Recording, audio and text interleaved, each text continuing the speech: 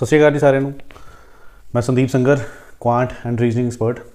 अज की इस video Punjab police constable तो सब इंस्पैक्टर लिए जोड़े भी इंपॉर्टेंट क्वेश्चन हो सकते हैं टाइम एंड डिस्टेंस चैप्टर तो कवर करांगे। मैं अपने 8 साल के एक्सपीरियंस नाल तुहानूं इन्नी श्योरिटी जरूर दिना कि जी वीडियो जिन्ने भी क्वेश्चन मैं करावांगा उन्हां विचों 90% चांसिस तुहानूं एग्जाम वो क्वेश्चन मिल ही जाएंगे।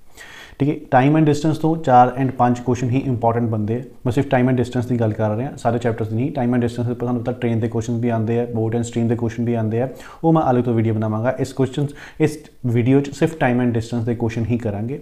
तो जो 4-5 इंपॉर्टेंट क्वेश्चन हो सकते हैं वो असीं कवर करांगे। सब तो पहले बेसिक कर लें कि एक दो चीज़ां मैं पहले क्लीयर करदा ताकि असी जिन्होंने कभी ये चैप्टर नहीं पढ़ा हुआ टाइम एंड डिस्टेंस उन्होंने भी क्वेश्चन किद्दां करने समझ आ जाए। सब तो पहले तो एक चीज़ है, कोई भी चैप्टर करना तो सानू पता वो एक फॉर्मूला टाइम एंड डिस्टेंस एक ही फॉर्मूला यूज़ होना है कि the distance is equal to speed into time. हर क्वेश्चन लिए यही एक फॉर्मूला जो हर एक क्वेश्चन अप्लाई होना है। हुण distance is equal to speed into time है। सपोज कर लो मैंने स्पीड की वैल्यू कढ़नी है तो इत्थे ही मैं टाइम में थले ला जाऊँगा तो डिस्टेंस डिवाइड बाय टाइम हो जाएगा। अगर मैं टाइम कढ़ना है तो फॉर्मूला मेरा डिस्टेंस डिवाइड बाय स्पीड हो जाएगा। तो फॉर्मूला एक ही है, वो अगे अलग अलग जड़ियाँ हैं वो चीज़ों अगे बढ़ा के स्पीड कढ़ ली जाएगी या फिर टाइम कढ़ लिया जाएगा। ठीक है, इतने तक क्लीयर है। चलो फॉर्मूले तो इलावा हो जी चीज़ तुहानूं पता होनी चाहिए है वो होनी चाहिए यूनिट्स। तुहानूं ये पता होना चाहिए कि डिस्टेंस के जोड़े यूनिट होंगे वो किहदे होंगे हैं, या तो डिस्टेंस के यूनिट किलोमीटर दिते होंगे या फिर होएगा मीटर। कि क्वेश्चन के तुहानूं ये दिता होएगा कि ए जिहड़ा है वो 10 किलोमीटर कवर कर लेंदा है। तो किलोमीटर मतलब डिस्टेंस दूरी जी तुहानूं दित्ती होगी वो किलोमीटर दित्ती होगी या फिर 10 मीटर लिख सकता हो या मीटर च लिखा होएगा। इदां ही स्पीड नूं किहड़े यूनिट च लिखेगा वो क्वेश्चन च, या तो वो लिखेगा किलोमीटर पर आवर या फिर वो लिखेगा मीटर पर सेकेंड। ठीक है, किलोमीटर पर आवर का मतलब की होंदा है कि कोई चीज़ 1 घंटे कितना किलोमीटर कवर कर लेगी। जिदा सपोज मैं लिखा स्पीड मेरी 60 किलोमीटर पर आवर है, इसका मतलब मैं 1 घंटे 60 किलोमीटर कवर कर लेना। ठीक है, मीटर पर सेकेंड का मतलब क्या है 1 सेकेंड कितने मीटर कवर किए जा सकते हैं। ठीक है, समझ गए। ओके, अगला लास्ट अपना आ गया टाइम। हुण टाइम का तो आप काफ़ी चैप्टर पढ़ते रहने हैं, या तो टाइम आवर च होएगा या टाइम सेकेंड च होएगा या फिर टाइम जोड़ा है वो मिनट च होएगा। ठीक है, आपां जी मेन चीज़ ध्यान रखने वाली है वो ये है कि इन्हों का कॉम्बीनेशन है ये हमेशा बना के रखना है। कि सपोज कर लो अगर तुहानूं क्वेश्चन के डिस्टेंस किलोमीटर के दिता होया है तो स्पीड किलोमीटर पर आवर च होनी चाहिए है, ताही आपां ये फॉर्मूला यूज़ कर सकते हैं। अगर डिस्टेंस मीटर के है स्पीड मीटर पर सेकेंड च है फिर आप फॉर्मूला नहीं लगा सकते। सानूं दोनों के एक चीज़ को कन्वर्ट करना पेगा। ठीक है, वो कन्वर्ट किद्दां करना मैं थोड़ा अगे तुहानूं समझावांगा। पहले मेन चीज़ तुसीं इहदा कॉम्बीनेशन ध्यान रखना हमेशा। क्वेश्चन के जो भी चीज़ कढ़नी है, सपोज कर लो तुहानूं डिस्टेंस कढ़ना है, तुसीं ऑप्शन देख लेना डिस्टेंस के ऑप्शन किहदे विच दित्ते हुए हैं। अगर किलोमीटर के दिते हुए हैं तो स्पीड तुहाडी किलोमीटर पर आवर च होनी चाहिए तो टाइम आवर च होना चाहिए। अगर डिस्टेंस मीटर के दिता होया तो स्पीड तुहाडी मीटर पर सेकेंड तो टाइम सेकेंड च होना चाहिए। ये दो कॉम्बीनेशन का तुसीं हमेशा क्वेश्चन च ध्यान रखना। ठीक है, क्लीयर है। अगर तो तुहाडा टाइम मिनट के दिता होया तो मिनट में तुहानूं कन्वर्ट करने पैना या तो आवर दे या तो सेकेंड के।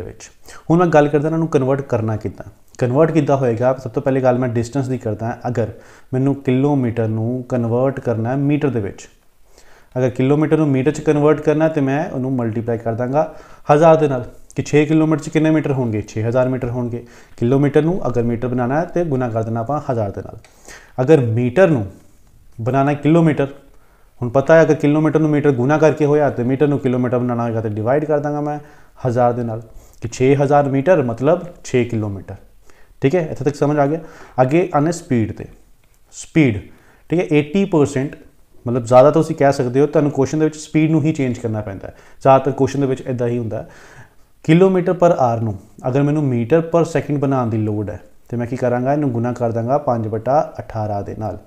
ठीक है, फिर मीटर पर सेकेंड नूं अगर किलोमीटर पर आवर बनाने की लोड़ है तो मैं इनू मल्टीप्लाई कर दांगा 18/5 के नाल।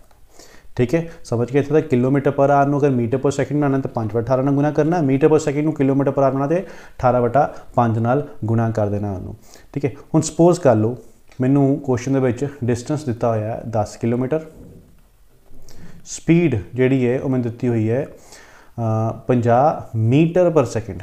ठीक है, ये दिता होया मैनू क्वेश्चन उन्हें कहा टाइम कड्डो, बट कड्डो तुसीं आवर दे विच किन्ने आवर होणगे। हुण मैनूं पता डिस्टेंस का फॉर्मूला है ना, टाइम कड्ढना मैं तो टाइम का फॉर्मूला मैंने पता डिस्टेंस डिवाइड बाय स्पीड होंदा। ਇਹਦਾ ਫਾਰਮੂਲਾ ਹੈ। बट डिस्टेंस का यूनिट की है किलोमीटर, स्पीड तो की है मीटर पर सेकेंड। हुण किलोमीटर है तो किलोमीटर ना ही डिवाइड होना चाहिए, किलोमीटर में मीटर ना तो नहीं होना चाहिए। इस करके मैं देखना टाइम मैनू किस चाहिए आर, तो आर दे विच मेरा डिस्टेंस किस होना चाहिए किलोमीटर, तो वह किलोमीटर दे विच ही है। स्पीड कि होनी चाहिए किलोमीटर पर आर, बट वो कि मीटर पर सेकेंड च है, तो मैंने कन्वर्ट करना पेगा फिर मीटर पर सेकेंड नूं अगर किलोमीटर पर आर बनाना है तो इनू गुना करना पेगा 18/5 के नाल। इत्थों मेरा कटेगा तो मेरी स्पीड जी है वो आ जाएगी 180, हुणे बन गई किलोमीटर पर आर। हुण मैं टाइम का फॉर्मूला लगांगा डिस्टेंस जो कि 10 है डिवाइड बाय स्पीड जो कि बन गई 180, तो ये मेरा टाइम आएगा 1/18 आर।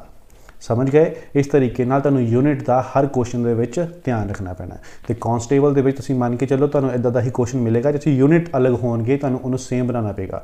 ज़्यादा हार्ड लैवल क्वेश्चन नहीं पूछा जाएगा, बट यूनिट का जरूर ध्यान रखना तुसीं हर क्वेश्चन दे विच। ठीक है, चलो हुण क्वेश्चन देखते हैं कुछ जिहड़े इंपॉर्टेंट क्वेश्चन बन सकते हैं तुहाडे एग्जाम के लिए। पहला क्वेश्चन तुहानूं सिंपल, जिद्दां एक कार है कवर करती एक distance 816 kilometre in 12 hour. What is the speed, तो स्पीड करनी है, सानू पता स्पीड का फॉर्मूला की होंदा डिस्टेंस बटा स्पीड टाइम। तो डिस्टेंस बटा टाइम, डिस्टेंस सानू 816, टाइम हैगा 12। ठीक है, हम थोड़ा ध्यान दोगे यूनिट के वाल, तो यूनिट किहड़े है किलोमीटर च है, स्पीड टाइम किहड़ा है आर च है, तो ऑप्शन के है किलोमीटर पर आर च है। इसका मतलब मैंने कुछ चेंज करने की लोड़ ही नहीं, कॉम्बिनेशन सारा ठीक है क्योंकि किलोमीटर पर आर तो सीधा फॉर्मूला लगावांगा, इनू 12 कैंसिल करांगा। अगर तुम 12 कैंसिल करोगे 12 6 72 12 8 96, तो मेरा आंसर हो जाएगा 68 किलोमीटर, जो कि ऑप्शन च नहीं है, तो मेरा आंसर हो जाएगा नन ऑफ दिस। ठीक है, क्लियर है। यूनिट का हमेशा ध्यान रखना तुसीं। अगला क्वेश्चन देखते हैं। देखो अगला क्वेश्चन देखो, अ पर्सन क्रॉस 600 मीटर। हुण मीटर च सानू की चीज़ दे सकता डिस्टेंस, इसका मतलब डिस्टेंस जो कितना 6 मीटर। टाइम जो सानू दिता 5 मिनट। ठीक है, आप क्वेश्चन करना कि स्पीड करनी किलोमीटर पर आवर। तो स्पीड का फॉर्मूला मैंने पता डिस्टेंस डिवाइड बाय टाइम होंदा है, बट मैंने चाहिए किलोमीटर पर आवर। तो किलोमीटर पर आवर के नाल किहड़ा कॉम्बिनेशन होंदा है, देखो चेक करो। किलोमीटर पर आवर अगर मैंने स्पीड चाहिए है तो डिस्टेंस होना चाहिए किलोमीटर, तो टाइम होना चाहिए आवर। इसका मतलब है पहले मैनू इनू किलोमीटर बनाना पएगा, तो मीटर नू किलोमीटर बनाना हो तो डिवाइड करना पैना 1000 के नाल, तो ये मेरी आ गई वैल्यू 6/10 किलोमीटर। ठीक है, फिर टाइम मेरा आर च होना चाहिए, तो मिनट नू आर बनाना है, एक घंटे 60 मिनट, तो मिनट नू अगर आर बनाना तो फिर डिवाइड करना पेगा 60 दे नाल। हुण डिस्टेंस डिवाइड बाय टाइम, तो डिस्टेंस हो गया 6/10, इनू डिवाइड करांगा 5/60 नाल, तो इन्हें उल्टा हो जाएगा 60/5 बन जाएगा। उन्होंने सॉल्व करांगा, मेरा आंसर आ जाएगा 36/5, जो कि हो जाएगा 7.2 किलोमीटर पर आवर। ठीक है, आंसर मेरा दूसरा ऑप्शन। समझ गए। यूनिट हमेशा देखने हैं, तो एग्जाम के इतने कन्फ्यूज़ किया जा सकता है कि यूनिट अलग अलग दिते जा सकते हैं। ठीक है, क्लियर है। चलो अगला क्वेश्चन देखते हैं। अगले क्वेश्चन जो कह रहा है कि an aeroplane cover a certain distance, इन्नी उसकी स्पीड है किलोमीटर पर आवर 5 घंटे। To cover the same distance 1/2/3 hour, इन्ने टाइम अगर सेम डिस्टेंस कवर करना है, इट मस्ट ट्रैवल, तो स्पीड की होनी चाहिए है।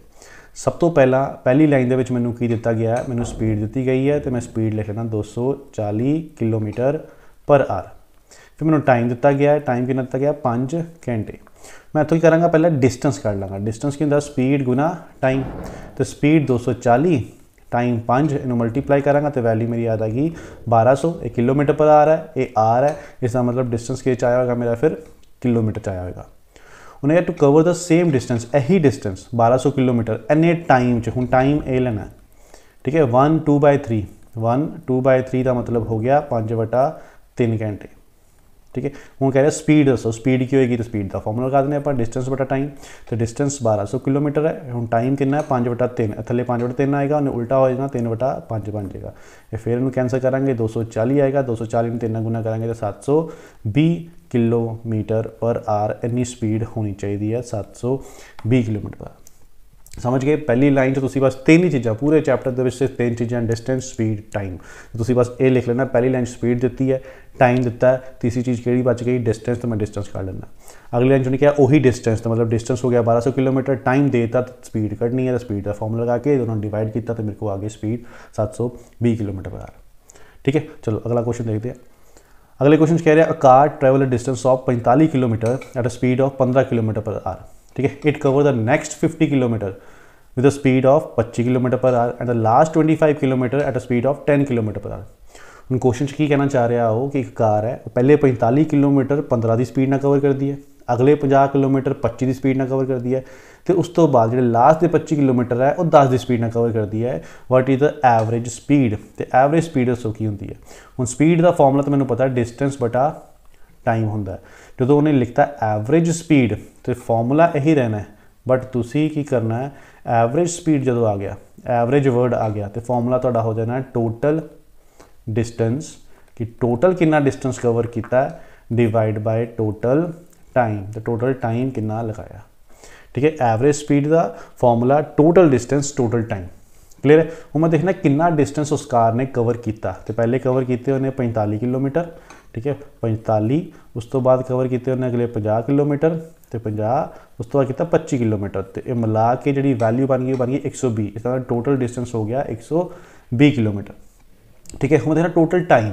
हूँ क्वेश्चन टाइम का दिता नहीं, उन्हें क्या 45 किलोमीटर 15 की स्पीड, डिस्टेंस दिता है, स्पीड दिता है, तो मैंने पता जो दो चीज़ मेरे को हैगी है, तीजी तो मैं अपने आप ही कर लाँगा। टाइम का की फॉर्मूला होंगे, टाइम का फॉर्मूला डिस्टेंस अपॉन स्पीड। तो पहला डिस्टेंस 45 सीगा, उन्होंने स्पीड ना डिवाइड करांगा 15, तो मेरे को आ जाएगा 3 घंटे उन्होंने लगे टाइम 45 किलोमीटर कवर करने को। अगे 50 किलोमीटर 25 की स्पीड नाल, मतलब अगे टाइम कितना लगा होगा, डिस्टेंस 50 स्पीड 25, इसका मतलब अगे लगे होंगे 2 घंटे।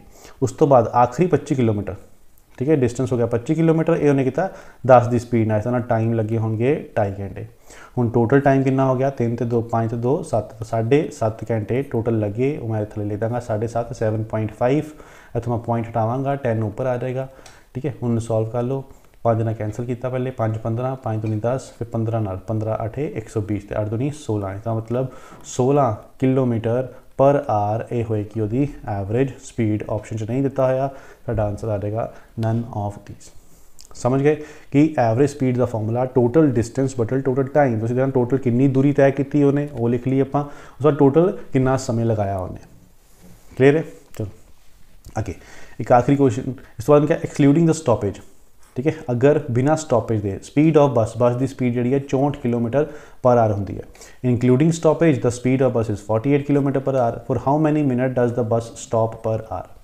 क्वेश्चन का मतलब समझ लें आप, कह रहे अगर बस बिना रुके चलती है तो वह 64 किलोमीटर कवर करती है 1 घंटे, उसकी स्पीड 64 की होंगी है। बट अगर रुक रुक के चलती है तो 48 किलोमीटर कवर करती है 1 घंटे। तो इस दसना वो कितनी मिनट रुकी है 1 घंटे अगर 48 किलोमीटर कवर किया उन्हें।